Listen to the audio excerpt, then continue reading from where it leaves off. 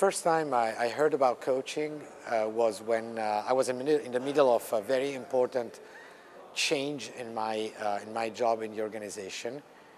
And the company came to me, my boss came to me, and not only he promoted me, but also he basically asked me to go through a 6 months executive coaching activity, to receive an executive coaching support. At the beginning, I was upset. I was upset because I thought, well, on one side they give me a promotion, on the other side they don't trust me.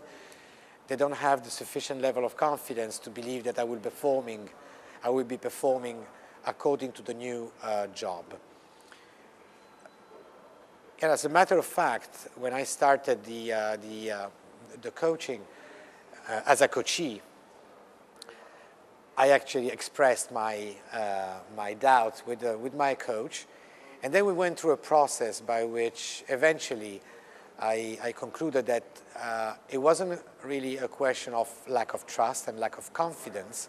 It was more, from a company standpoint, be certain and be sure that I could maximize the achievement of a very challenging target, and that I would overcome some of my historical barrier in my leadership style.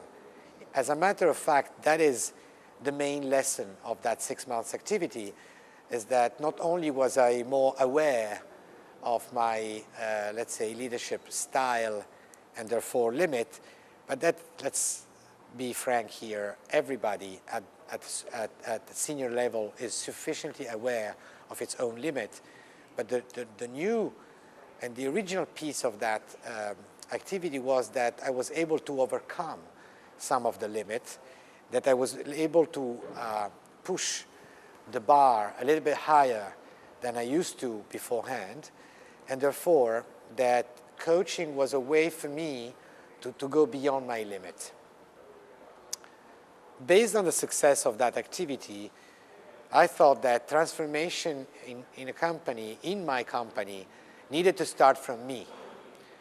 And that in order to change the climate of work in the company, I needed to be able to, let's say, disseminate my positive experience throughout the entire organization, starting with my first line of management.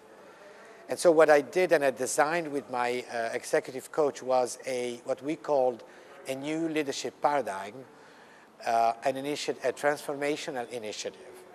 And it had to be transformational in nature, in that we had at that time results in the climate in the company that were not satisfactory at all, whereas at the same time the business result were being achieved and overachieved.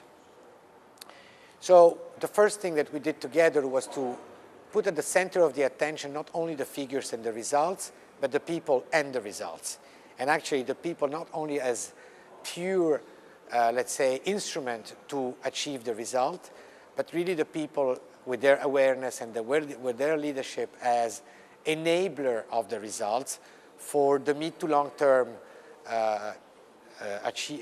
let's say, growth target as opposed to immediate and short term results. The second lesson that we learned from that long program was that people were not only aware, but they were now accountable for changing the climate in the company. Beforehand, it was always somebody else's fault if the climate wasn't good enough. Yet, we realized, and they realized at the end of the activity, that I would say 90% of that climate was entirely in their hand to change. And the third element is that you need the result of the activity to set achievable target and measurable one, and one that people can actually look at according to specific metrics in time to see whether there are being, where the activity is actually going where the word is going. And so there is a consistency between the program and the process they're putting together to make the program happening.